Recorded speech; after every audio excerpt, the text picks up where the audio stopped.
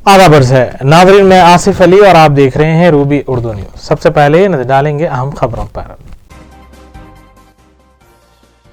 Telangana assembly इंतखाबात की रायदही मजमूई तौर पर पुरअमन, 5 बजे तक 64% पोलिंग रिकॉर्ड की गई। मेदक में सबसे ज्यादा 80% और हैदराबाद में सबसे कम पोलिंग रिकॉर्ड की गई।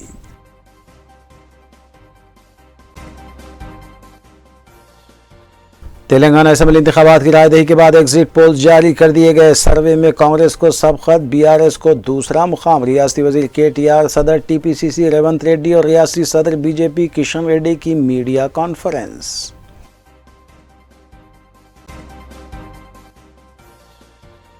वजीर आला केसीआर, वजीर केटीआर और अपोजिशन कायदीन ने अपने वोट का किया इस्तेमाल, अपनी पार्टियों की जीत की पेश कयासी।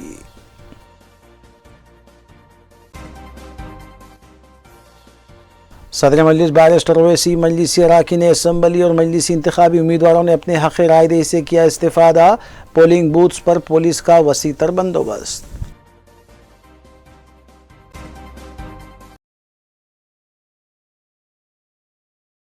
नाज़रीन, देखते हैं खबरों की तफसील। तेलंगाना असम्बली इंतखाबात के लिए तमाम अजला में रायदही जुमेरात को मुनक्किद हुई, जो मजमूई तौर पर पुरअमन रही। इस सिलसिले में चीफ इलेक्टोरल ऑफिसर विकास राज ने मीडिया से बात भी की। रायदही का तनासुब तकरीबन अजला में हाई देखा गया, जबकि हैदराबाद में सबसे कम फीसद रिकॉर्ड किया गया। इसी तर्ज पर रायदही का सबसे ज़्यादा 80% मेदक में रिकॉर्ड किया गया। पुलिस का वसीतर बंदोबस्त तमाम पोलिंग स्टेशंस पर किया गया था और पुलिस की जानिब से तनक़ीद भी की जा रही थी।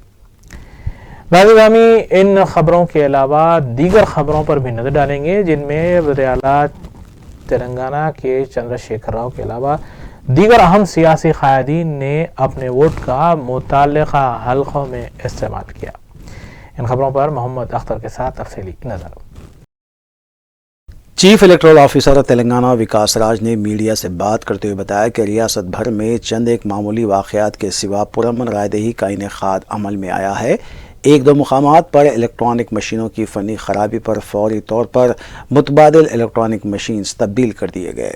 उन्होंने बताया कि आखिरी इत्तलात तक रियासत भर में मजमूई तौर पर 64% रायदही रिकॉर्ड की गई। सबसे ज़्यादा रायदही ज़िले मेदक में 80% और सबसे कम हैदराबाद में 40% पोलिंग रिकॉर्ड की गई। इसके अलावा रियासत के दीगर अजला में 60 से 70% रायदही की इत्तलात मिली हैं। ఓకే, సో మార్నింగ్ నుంచి స్టార్ట్ అయింది, కరెక్ట్ టైంకి ప్రశాంతంగా నడుస్తూ ఉంది. మొత్తం స్టేట్ నుంచి ఆల్రెడీ ఫిగర్స్ వచ్చాయి. 9 o'clock ఫిగర్ వచ్చింది, అబౌట్ 7.78% వాజ్ ద ఫిగర్. తర్వాత 11 o'clock ఫిగర్ వచ్చింది. ఆ 11 o'clock ఫిగర్ ప్రకారం 20.4% సంథింగ్ వాజ్ దేర్.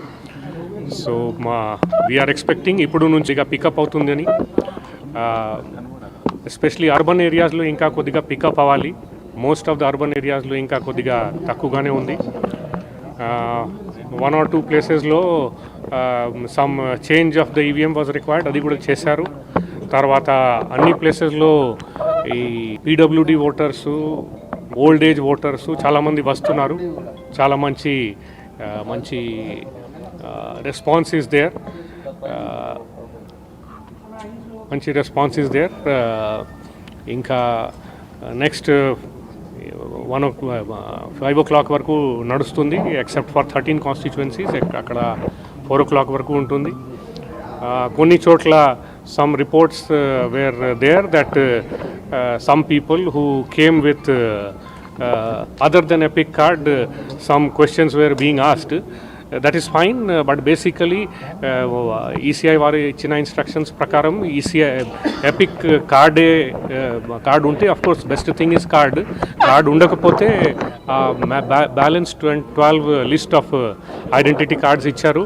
అది కూడా వాడుకొని ఇమని చెప్పడం జరిగింది. So this is what is the position now, and we are hoping that the elections will be balance of the portion will also be conducted peacefully. Thank you. Some complaint is there We have referred it to the DO. I am told FIR has also been booked. There are some more complaints that have come just now. So we are inquiring on all of them. So all cases wherever violations are there, we are booking cases.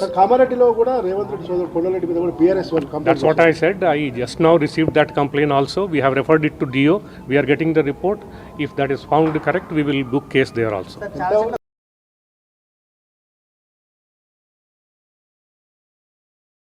सदर BRS और वज़ीर आला के चंद्रशेखर राव ने सिद्दीपेट ज़िले के चिंता medical मंडल के बूथ पर अपनी अहलिया के हमरा पहुंचकर अपने वोट का इस्तेमाल किया।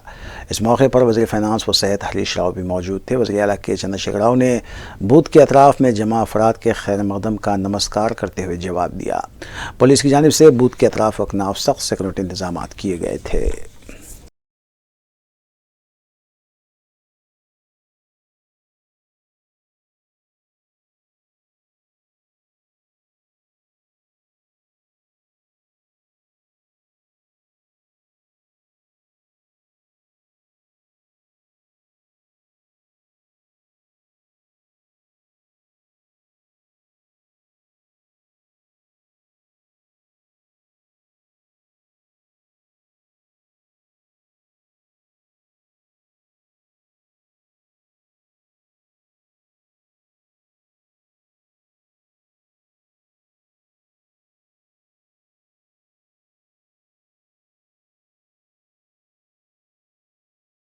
हरियाणा के गवर्नर बंडारू दत्तात्रेय ने मुशीराबाद हल्के असम्बली के रामनगर के पोलिंग बूथ पर पहुंचकर अपने वोट का इस्तेमाल किया। बाद अज़ां उन्होंने कहा कि वो 1984 से पाबंदी के साथ अपने वोट का इस्तेमाल कर रहे हैं क्योंकि जमहूरियत में वोट कलीदी हैसियत रखता है। उन्होंने बताया कि वो जुमेरात के रोज़ हरियाणा के चंडीगढ़ से हैदराबाद सिर्फ वोट के इस्तेमाल के लिए पहुँचे हैं। बंडारू दत्तात्रेय ने बताया कि वोट ज़मीर की आवाज़ पर दिया जाना चाहिए।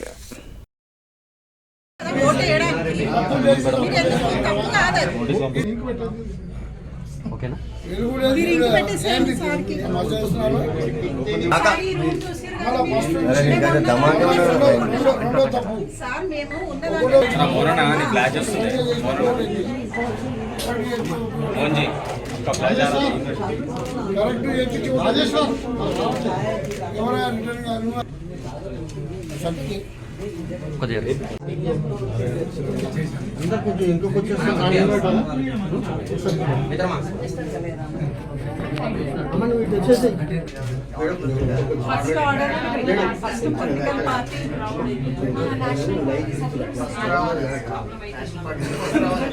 నేషనల్ పార్టీ ఫస్ట్ రావాలి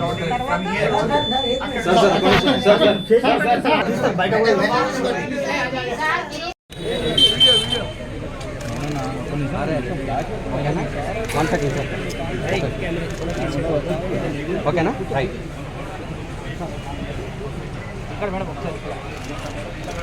అయిందా 1 సెకండ్ నాన్న కాలేదు మనోళ్ళు అధికారి చెప్తాను మేడం।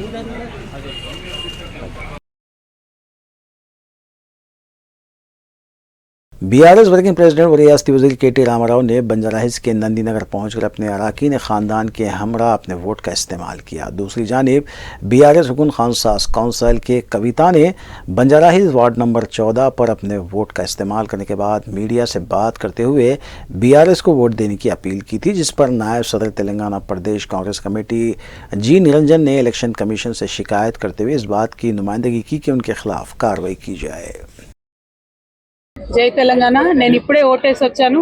మీ అందరూ కూడా దయచేసి ఇళ్లలోంచి బయటికి వచ్చి పెద్ద ఎత్తున మీ ఓటు హక్కును వినియోగించుకోవాల్సిందిగా ప్రతి ఒక్కరిని తెలంగాణ వ్యాప్తంగా ఉన్నటువంటి బిడ్డలందరినీ కూడా పేరు పేరున కోరుతా ఉన్నాం। ముఖ్యంగా మా యువ మిత్రులు, పట్టణాల్లో ఉండేటటువంటి మిత్రులు అందరూ కూడా బయటికి వచ్చి ఓటు వేయండి। పట్టణాల్లో ఉన్న వాళ్ళం చాలా తక్కువ ఓటు వేస్తున్నాం అనేటటువంటి చెడ్డ పేరు మనకుంది। తప్పకుండా వచ్చి పెద్ద ఎత్తున అందరూ కూడా ఓటు హక్కు వినియోగించాలని కోరుకుంటా ఉన్నాను। అదేవిధంగా ఇప్పటి వరకు బీఆర్ఎస్ పార్టీ ఆధ్వర్యంలో జరిగినటువంటి అభివృద్ధిని మీరు చూశారు। అభివృద్ధిని చూడండి, కారు గుర్తు కోటేయండి, సీఎంగా కేసీఆర్ గారిని మరొకసారి బలపరచండి అని చెప్పి మనస్ఫూర్తిగా కోరుతూ రాష్ట్ర వ్యాప్తంగా ఉన్నటువంటి బీఆర్ఎస్ పార్టీ అభ్యర్థుల్ని గెలిపించి ఒక స్టేబుల్ గవర్నమెంట్ని, ఒక ఏబుల్ లీడర్షిప్ని సపోర్ట్ చేసేటట్టుగా మీరందరూ కూడా మద్దతు ఇవ్వాలని చెప్పి కోరుతా ఉన్నాను. Thank you. జై తెలంగాణ. చాలా చాలా బాగుందండి, ఎక్సలెంట్ ఉంది. గ్రౌండ్లో మేము 30 days నుంచి ఉన్నాం కాబట్టి ఈ 30 daysలో కూడా ప్రజల్లో ఉన్నటువంటి ప్రేమను మరి అనేకమైనటువంటి మాటలతో ఎక్స్ప్రెస్ చేశారు. ఇంకా చాలా నమ్మకాన్ని గౌరవ ముఖ్యమంత్రి గారి మీద కూడా వారందరూ చూపెట్టారు. కాబట్టి ఖచ్చితంగా మూడోసారి మంచి మెజార్టీతో బీఆర్ఎస్ పార్టీ ప్రభుత్వం వస్తుందనేటటువంటి విశ్వాసం మాకున్నది. నిజామాబాద్ పైన ఎక్కువ ఫోకస్ చేశారు, అక్కడే ఉన్నారు ఈసారి, ఎక్కువ ప్రచారం అక్కడే చేసినట్టున్నారు. ఎట్లా ఉంది నిజామాబాద్? నిజామాబాద్, జగిత్యాల్, మొత్తం కోల్ బెల్ట్ అంతా కూడా చాలా బాగుందండి. వి వేర్ ఫోకసింగ్ దేర్. 30 days అక్కడ ఉన్నాము. అందుకే చెప్తా ఉన్నాను చాలా కాన్ఫిడెంట్గా. ఎక్కడికి వెళ్ళినా కూడా ప్రజలు హ్యాపీగా రిసీవ్ చేసుకోవడం, ఎన్నికల ర్యాలీలు అన్నీ కూడా ఒక జైత్రయాత్రలాగా ప్రజలు చేయడం, ఆడుతూ పాడుతూ మమ్మల్ని రిసీవ్ చేసుకోవడం ప్రతి ఊర్లో కూడా పెద్ద ఎత్తున మీరు చూశారు. ఒక ఉత్సాహం ఉంది, ప్రజలకు ఓటు వచ్చింది. మళ్ళీ ఒకసారి కేసీఆర్ గారిని బలపరచాలనేటటువంటి ఉత్సాహం ఉంది. ఎందుకంటే సౌత్ ఇండియాలోనే ఫస్ట్ టైం ఒక లీడర్ వరుసగా మూడోసారి ముఖ్యమంత్రి అయ్యేటటువంటి అవకాశం, ఒక మంచి రికార్డు మనం తెలంగాణ నుండి చేయగలుగుతామనే ఉత్సాహం కూడా చాలా మంది యువమిత్రుల్లో కూడా ఉన్నారు. Thank you so much. I have voted today. I request all of you to please come out and vote, especially the youngsters. Please get out of your houses. This is a good day to be a part of strengthening the democracy, especially the young women out there. Please exercise your franchisee. Please come out and vote. Do not treat it as a holiday, especially the urban youth. I sincerely urge and appeal to you, and I hope the polling percentage goes up. And when you come out and vote, you can choose the best possible candidate. Then you will have a right to question the candidates and question the politicians. If you do not vote, you lose the right. So please come out and vote. And KCR Garu and BRS party has fulfilled all the promises that have been made to the people of our state. People love our CM, and he has tremendous goodwill among the people. Wherever we went during the campaign, we were received very happily by the people. They were literally dancing in the rallies, and the rallies that the MLAs participated looked like the victory rallies. So we are fairly confident that people will come out in large numbers and they will vote for KCR Garu and they will vote for CAR. Thank you. Jai Telangana. Thank you so much. सदर तेलंगाना प्रदेश Congress committee और रुकने parliament Revanth Reddy ने अपने हल्के assembly Kodangal में अपने अरकान ख़ानदान के हमरा वोट का इस्तेमाल करने के बाद मीडिया से बात करते हुए इस यकीन का इजहार किया कि कांग्रेस 82 नशिस्तों पर कामयाबी हासिल करेगी और इक़्तिदार हासिल करने के बाद तमाम 6 ज़मानतों पर अमल करेगी। उन्होंने नागार्जुना सागर वाक़े की मज़म्मत करते हुए बताया कि पानी की बराबर तकसीम ना करने की वजह से हालात ख़राब हुए हैं। उन्होंने रियासत के अवाम को तयक़ुन दिया कि वो न सिर्फ पानी की बल्कि से जात की भी बराबर तकसीम करेंगे।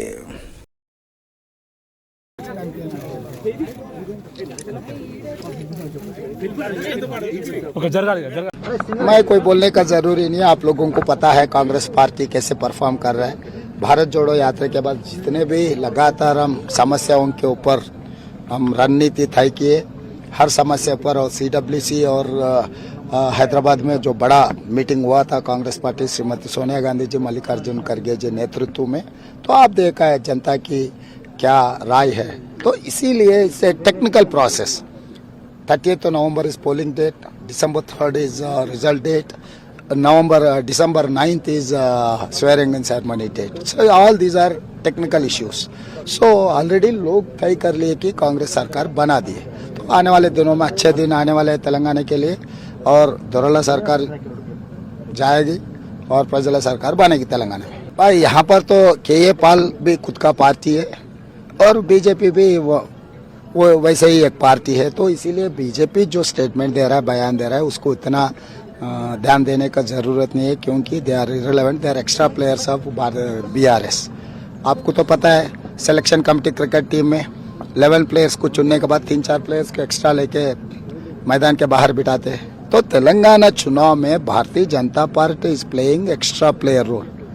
तो उन लोगों को यहाँ पर कोई बात चर्चा में अगर इतना हम चर्चा करने की भी ज़रूरत नहीं है। ये लोग जनता भी आपको 3 तारीख दिखाएंगे। 85 MLAs are there, everyone is capable for chief minister post. There is an process. आपको पता है क्रिकेट टीम में पहले सिलेक्शन कमेटी टीम को चुनते हैं, उसके बाद उसमें से एक कैप्टन बनाते हैं। So it is very similar MLA चुनने के बाद एमएलए को बिठा के बात कर लेके सिलेक्शन कमेटी तय करेंगे। तो बाहर कोई भी audience selection, team selection, captain का सिलेक्शन नहीं कर सकते।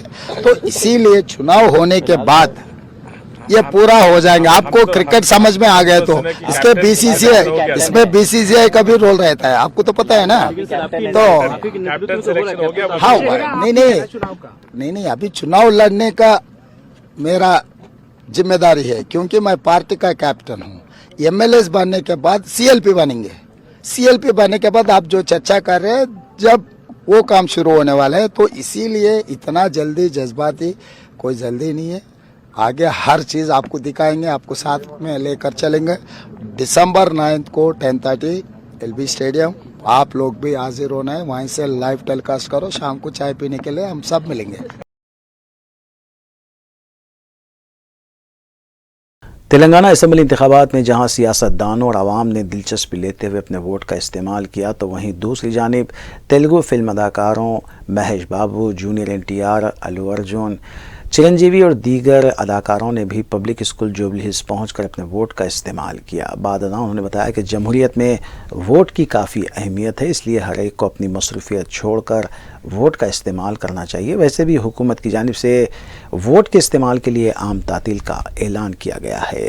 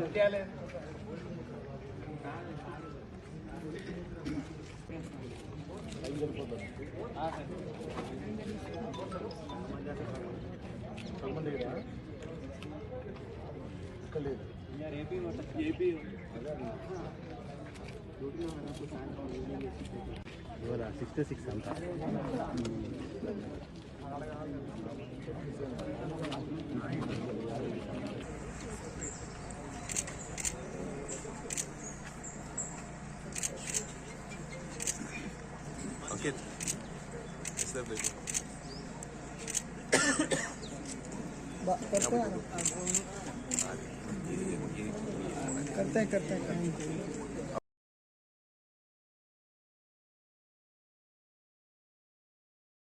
बीआरएस वर्किंग प्रेसिडेंट व रियासती वजीर के.टी. रामाराव ने मीडिया से बात करते हुए पार्टी कारकुन और कायदीन से कहा कि वे एग्जिट पोल से मायूस ना हो। 3 दिसंबर को जारी होने वाले नताइज में बीआरएस 2/3 अक्सरियत हासिल करते हुए तीसरी मरतबा इख्तिदार पर फायज होगी। उन्होंने रियासत के राय दहिंदों से इज़हार तशक्कुर करते हुए बताया कि अपोजिशन की लाख कोशिशों के बावजूद भी आवाम ने बीआरएस के हक़ में अपने वोट का इस्तेमाल किया है।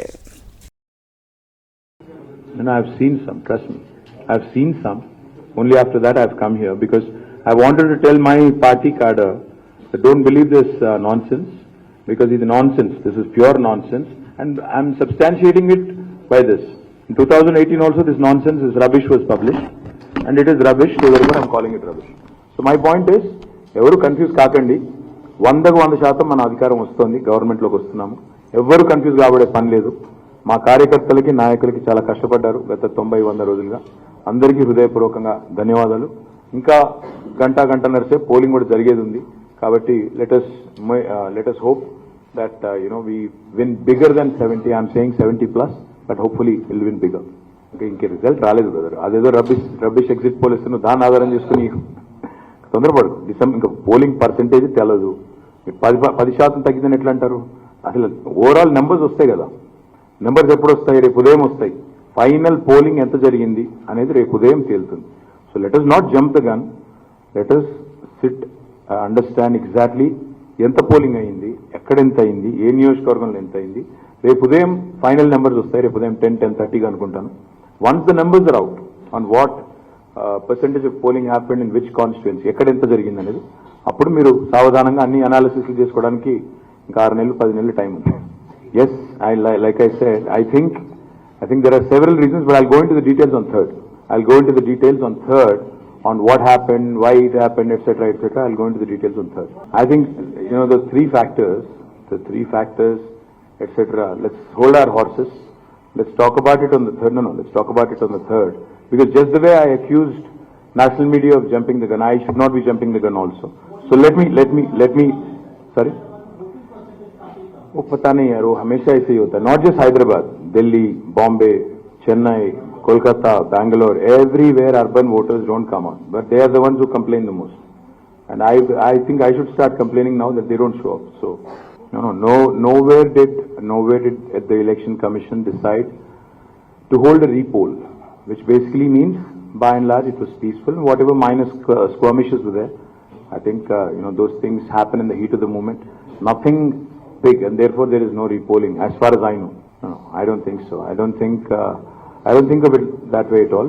Yes, there were incidents during the election process which were upsetting, like one of our candidates got stabbed, one of our candidates got pelted, stones pelted against him.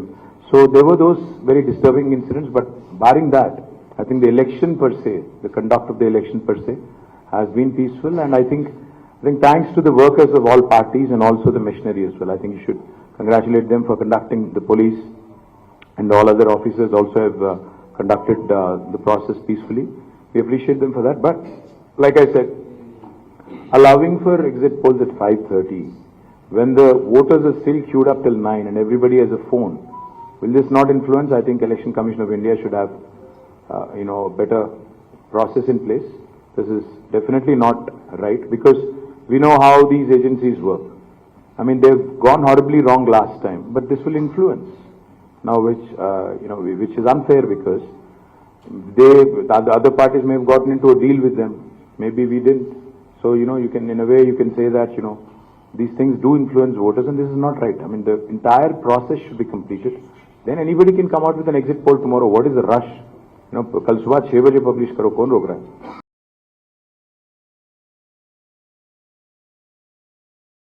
सदर रियासती बीजेपी और मरकजी वज़ीर सयाहत किशन रेड्डी ने पार्टी ऑफिस में media से बात करते हुए रियासत भर के उन राय दहिंदों से इजहार तशक्कुर किया जिन्होंने बीजेपी के हक़ में अपने वोट का इस्तेमाल किया। उन्होंने बताया कि इस बात की क़वी उम्मीद है कि नताइज बीजेपी के हक़ में होंगे। किशन रेड्डी ने कहा कि रियासत के कई असम्बली हल्के जात में कांग्रेस कारकुनों ने गुंडागर्दी करते हुए बीजेपी कारकुनों पर हमले किए। इस तरह BRS ने भी इंतखाबी ज़ाब्ते अखलाक की खिलाफ वर्जी करते हुए दीक्षा दिवस का इनेकाद अमल में लाया। ఆంధ్రప్రదేశ్ ప్రభుత్వం కానీ తెలంగాణ ప్రభుత్వం కానీ చర్చల ద్వారా ఈ సమస్య పరిష్కారం చేయాలి. కేంద్ర ప్రభుత్వం ఇప్పటికే దీని మీద చర్చ జరిపింది.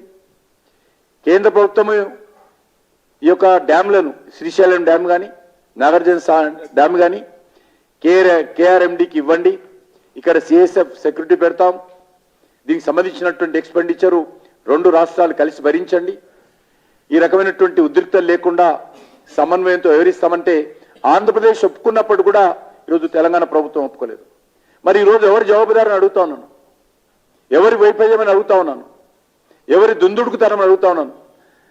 ఆంధ్రప్రదేశ్ దుందుడుకుతరము, తెలంగాణ ప్రభుత్వం యొక్క వైఫల్యము ఈరోజు నవ్వుల పాలు అవుతా ఉన్నాం.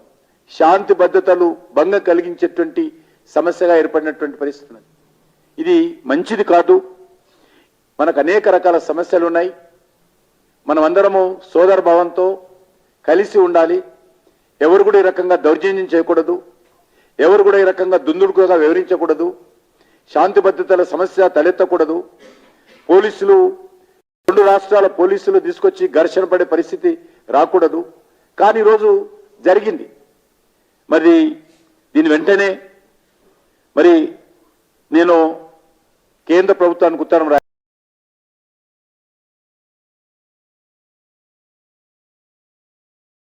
सदर तेलंगाना प्रदेश कांग्रेस कमेटी और रुकने पार्लियामेंट रेवंत रेड्डी ने मीडिया से बात करते हुए बताया कि तमाम एग्जिट पोल्स ने कांग्रेस पार्टी की 2/3 अक्सरियत की क़यासारी की है। उन्होंने दावा किया कि कांग्रेस 9 दिसंबर को लाल बहादुर स्टेडियम में हलफ बर्दारी तकरीब का इनेकाद अमल में लाएगी और कांग्रेस का कायद वज़ीर आला के ओहदे का हलफ लेगा, क्योंकि 9 दिसंबर 2009 की उसी तारीख को मरकज़ी वज़ीर चिदम्बरम ने तेलंगाना की तश्कील का ऐलान किया था। रेवंत रेड्डी ने रियासत भर के राय दहिंदों और पार्टी कायदीन के अलावा कारकुनों से इजहार तशक्कुर किया।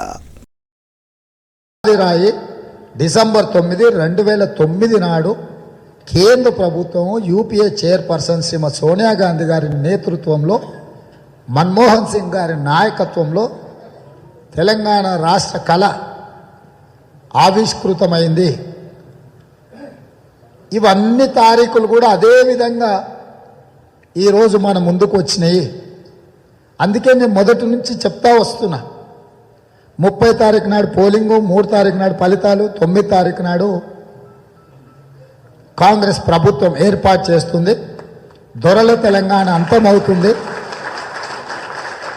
ప్రజల తెలంగాణ ఆవిష్కృతం అవుతుంది అని చెప్పి మొదటి నుంచి మేము చెప్పినాం. చాలామంది మమ్మల్ని అవహేళన చేసిన వాళ్ళు ఉన్నారు, మా వెనకాల నవ్వుకున్న వాళ్ళు ఉన్నారు. కాస్త దగ్గర వాళ్ళైతే మాకే ఇది అసాధ్యము, ఏదో ఒక దారి మీరందరూ చూసుకోండి అని నన్ను కానీ షబీర్ అలీ గారిని ఇక్కడ వేదిక మీద ఉన్న వాళ్ళను ఏదో ఒక మార్గమో దారో చూసుకోండి, క్రియాశీలక రాజకీయాలలో ఉండాలి, మీకు వయసు ఉంది కాబట్టి ఎందుకు కాంగ్రెస్ పార్టీలో కొనసాగి నష్టపోతున్నారని చెప్పిన వాళ్ళు కూడా ఉన్నారు. కానీ ఈ తెలంగాణ సమాజంలో ఉన్న చైతన్యం మీద మాకు సంపూర్ణమైన విశ్వాసం, నమ్మకం ఉండే. కాంగ్రెస్ పార్టీ కార్యకర్తల త్యాగాల మీద, పోరాటం మీద సంపూర్ణమైన నమ్మకం ఉండి ఎలాంటి పరిస్థితులు వచ్చినా, విపత్కర పరిస్థితులలో కూడా ధైర్యాన్ని కోల్పోకుండా కార్యకర్తలందరూ కష్టపడి శ్రమించి ఓపిక తెచ్చుకొని శక్తిని కూడగట్టుకొని ఈ పోరాటం కొనసాగించారు. ఈ పోరాట ఫలితాలే ఈరోజు ఎగ్జిట్ పోల్స్ ఒక 10 నిమిషాలు నేను టీవీలో ఒక గ్లాన్స్ చూసిన. దేశంలో ఉండే ఏ ఎగ్జిట్ పోల్ కూడా కాంగ్రెస్కు అధికారము రాదు అని చెప్పడం లే. దేశంలో ఉండే అన్ని ఎగ్జిట్ పోల్స్ కాంగ్రెస్కి అధికారం వస్తుంది కాబట్టి మెజారిటీలో కొంచెం హెచ్చు తగ్గులు చెప్తున్నారు, కానీ కాంగ్రెస్ అధికారము రాదు అని సింగిల్ ఎగ్జిట్ పోల్ కూడా ఇంతవరకు చెప్పలేదు.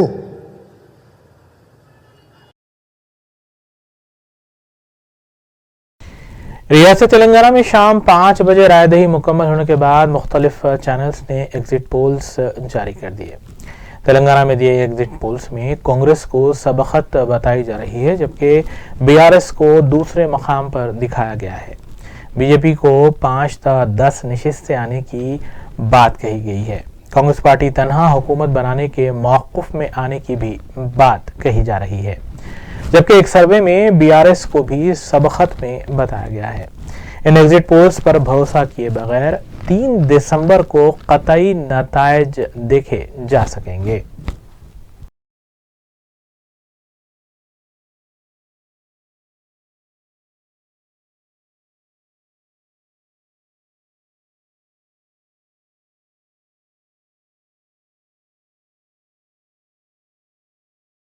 तेलंगाना असेंबली इंतखाबात के लिए रियासत भर में जुमेरात को रायदही हुई, जिसके दौरान 5 बजे तक तकरीबन 74% रायदही रिकॉर्ड की गई।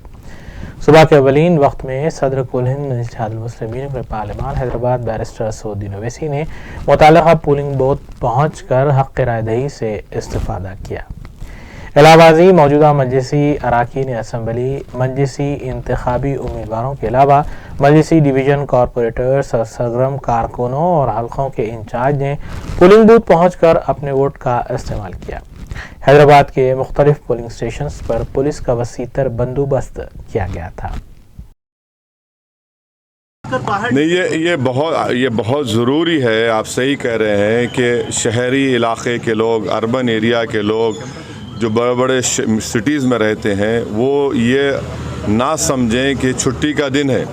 वो ये समझे कि आपको अपनी पसंद का इजहार करने का दिन है, आपको अपनी नापसंद के इजहार करने का दिन है, आपको अपने महल्ले को, अपने बिल्डिंग में रहने अतराफ़ के माहौल को अच्छा करने के लिए, शहर को और ख़ूबसूरत बनाने के लिए आपको निकल कर अपना वोट डालना पड़ेगा। अगर वोट नहीं डालेंगे तो फिर आपकी अहमियत भी कम हो जाएगी, और फिर हमारी जमहूरियत को, हमारे लोकतंत्र को मजबूत करना है, वो कैसे होगा? सिर्फ ज़बान से तो नहीं होगा। आप निकलेंगे, अपने वोट का इस्तेमाल करेंगे तो यकीनन पॉलिटिशियंस की जवाबदेही बढ़ेगी, अकाउंटेबिलिटी बढ़ेगी।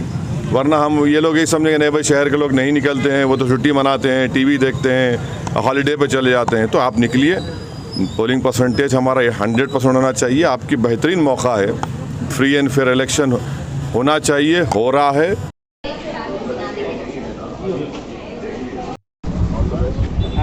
ये हुई मुलाकात, बहुत खुशी हुई थी।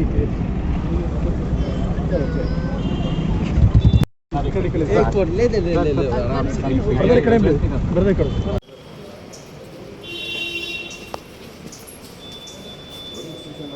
Number 4, serial number 4। नहीं ले रहे उसको, नहीं सब जगह हाथ दिखा दीजिए।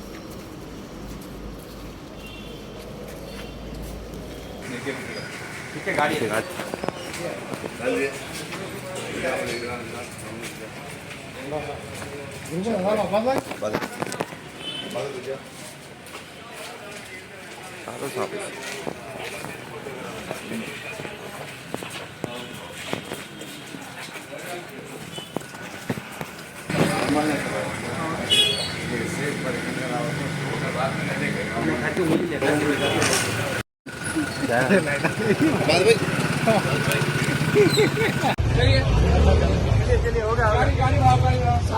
वापिस भेज रहे हैं सबको।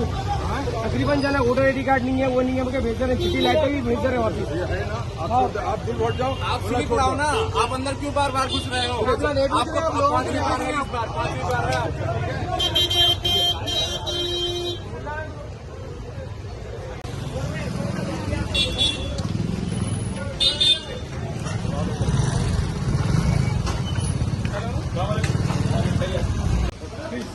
प्लीज वेट करिए।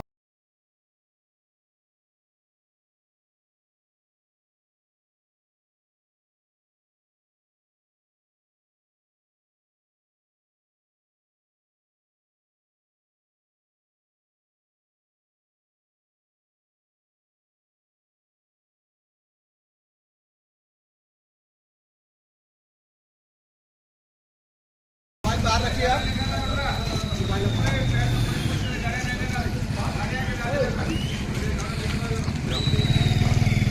अंदर भाई नहीं जाएंगे, अंदर नहीं जाएंगे, बस आप ना थोड़ा साइड प्लेस नहीं भाई, जरा रुकिए।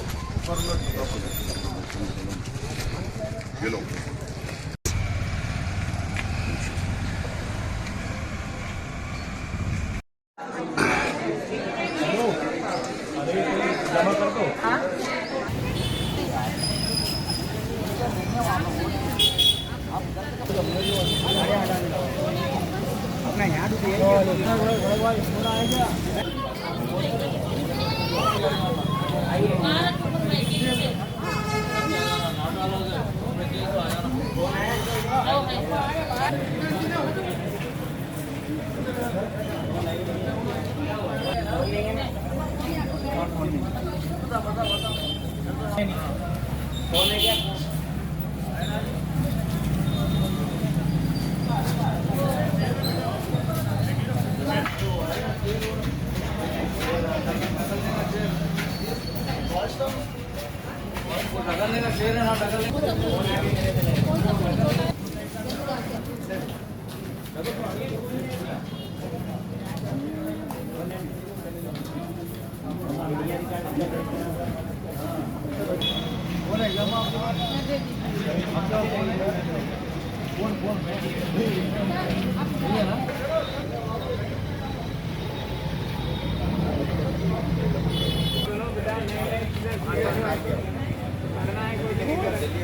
चलता रहते हाँ सेट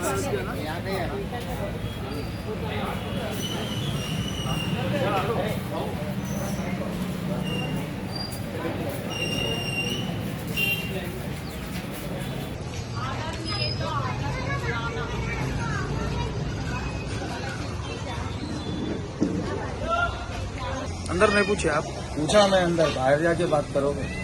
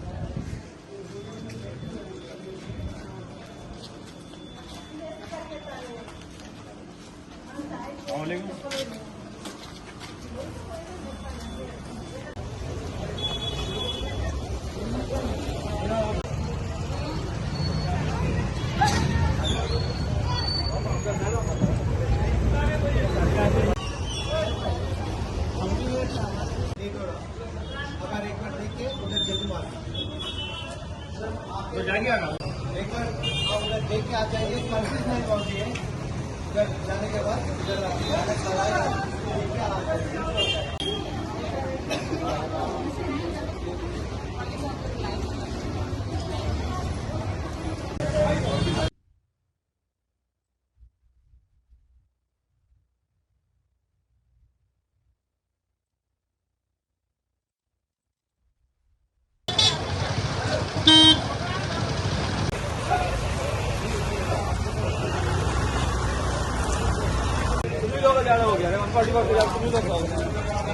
सबको आदाब। आज तेलंगाना स्टेट असेंबली का इलेक्शन जो है वो मेजर मोरलेस 1000 पे पीसफुली खत्म हो गया। कुछ MCC model code of conduct violation का केसेस भी रजिस्टर किया। उसमें कुछ केसेस वैसे है कि जिसमें बोगस वोटिंग करने का कोशिश किया लेडीज़ थे भवन नगर PS में, उनके ऊपर भी केसेस रजिस्टर किया। उसके बाद कुछ MCC violation cases Yasir Arafat के ऊपर किया, या एक केस ऑन जो 144 सेक्शन वायलेशन है उनके ऊपर केस हुआ था। एंड एक और अमजदुल्ला खान जो याकुतपुरा का MBT कैंडिडेट है उनके ऊपर एक केस हुआ। एंड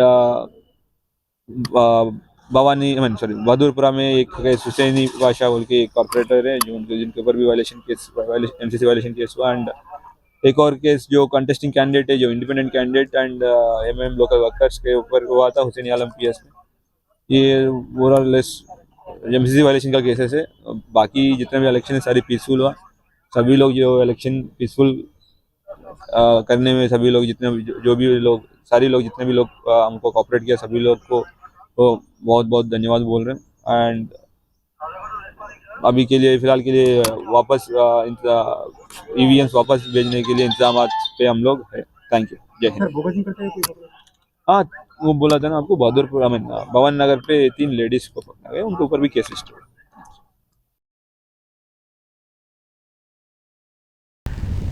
हैदराबाद के मुख्तलिफ असम्बली हल्कों में हुई रायदही में इक्का दुक्का वाक़यात मंजरेआम पर आए, जिसके बाद पुलिस ने इन इलाकों में हल्का लाठीचार्ज किया। इसी दौरान हल्के असम्बली नामपल्ली में पुलिस का वसीतर बंदोबस्त किया गया था, जहां पे कांग्रेस और मजलिस मुस्लिमीन के दरमियान कांटे की टक्कर देखी जा रही थी। मजलिस उम्मीदवार मोहम्मद माजिद हुसैन ने कई पोलिंग बूथ्स पर पहुंचकर पोलिंग का जायजा भी लिया। उन्होंने पुलिस से इस सिलसिले में कई मरतबा नुमाइंदगी की और कामयाब नुमाइंदगी करते हुए पोलिंग बूथ के पास जमा होने वाले नौजवानों को वहां से हटाने की भी दरख्वास्त की।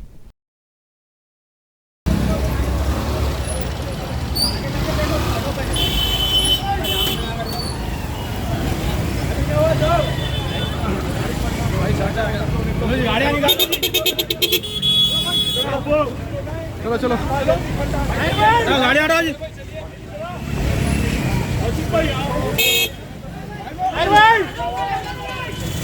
पलटो।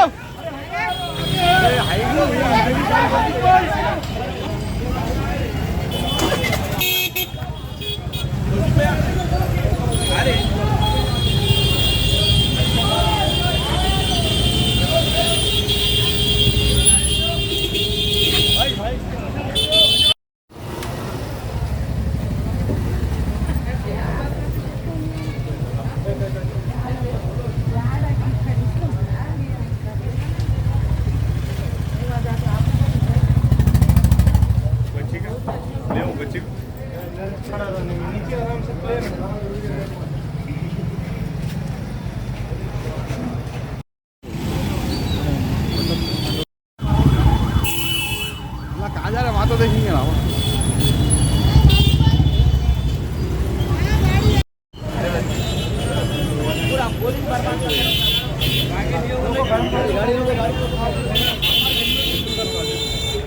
तुम तक फिर आ रहे हो यहाँ पे।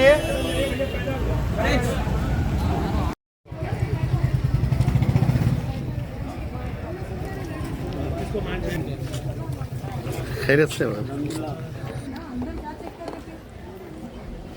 ड्यूटी लेडीज को चेक करने का नहीं है ना। सर एक बार पूछ ना बागुन रहा फिर अपन जाने के बाद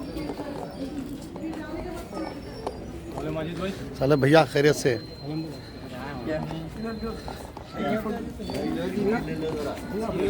पूरे हिंदुस्तान में इन्हें दिखना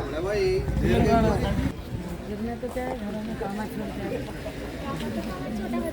बच्चे रोते सो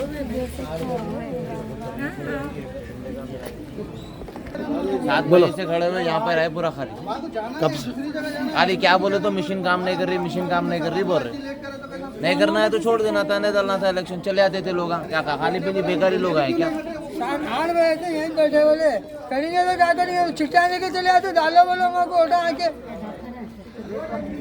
डालो बोलो, सब खराब हो गई, वो खराब हो गई बोल रहे। खाली खाली आधार कार्ड का नंबर ले देना, पूरी इंक्वायरी ले लेना आधार कार्ड की। अंदर बैठ किधर से आए, कहीं को आए। साबीनगर में तो साबीनगर से जाते।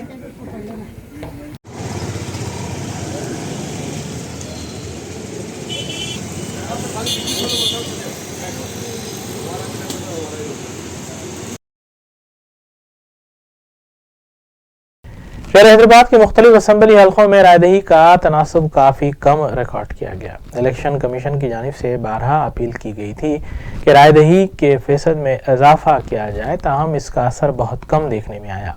शहर के कई पोलिंग स्टेशंस पर अलग सुबह 7 बजे वोटर्स पहुंच चुके थे और अपने वोट का इस्तेमाल भी किया। अपने वोट का इस्तेमाल करने के बाद रूबी चैनल को जिन नाज़रीन ने अपनी तस्वीर रवाना की हैं, उनकी तस्वीरों को यहाँ शामिल किया जा रहा है ताकि दूसरों को भी इस सिलसिले में हौसला अफजाई हो सके। अपने वोट का इस्तेमाल करने वालों में कई शख्सियतें शामिल हैं, जिनमें प्रोफेसर्स के अलावा सियासी, समाजी और मजहबी कायदीन और सहाफ़ी भी शामिल थे।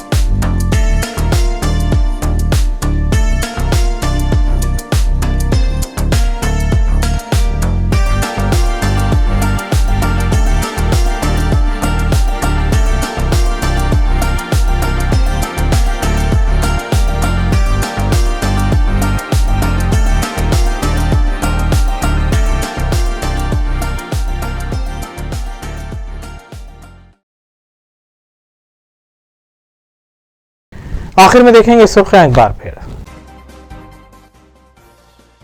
तेलंगाना असेंबली इंतखाबात की रायदही मजमूई तौर पर पुरअमन, 5 बजे तक 64% पोलिंग रिकॉर्ड की गई। मेदक में सबसे ज्यादा 80% और हैदराबाद में सबसे कम पोलिंग रिकॉर्ड की गई।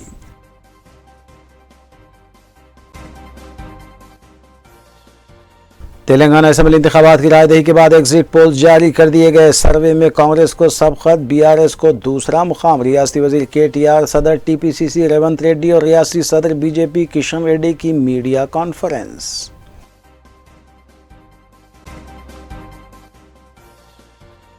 वजीर आला केसीआर, वजीर केटीआर और अपोजिशन कायदीन ने अपने वोट का किया इस्तेमाल, अपनी पार्टियों की जीत की पेश क़यासी।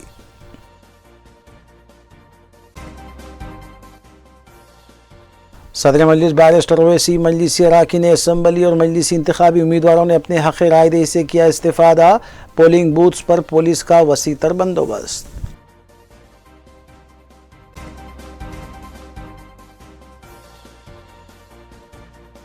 इसी के साथ रूबी न्यूज़ यहीं इख्तिताम पजीर होती है। रियासती, कौमी और बैनुल-अक़वामी खबरों के लिए देखते रहिए रूबी न्यूज़। हम इस उम्मीद के साथ आपसे इजाज़त लेंगे कि आपका आने वाला दिन अच्छा होगा। अस्सलाम वालेकुम।